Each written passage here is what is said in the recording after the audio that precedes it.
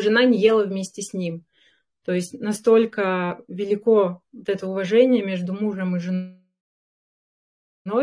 И удивительно, мне кажется, в современном мире такое не встречается. Уже у нас как-то считается каждый за себя, а здесь вот настолько искренняя любовь.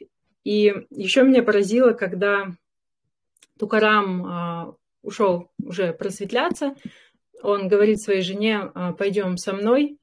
Вот он в окружении своих учеников уже готов вознестись на небо, на орле, на Горуде.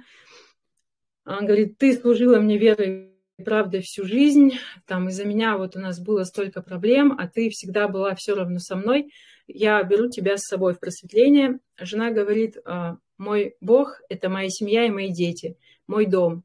Я с тобой никуда не пойду. Я пойду в свой дом, к своим детям и буду дальше петь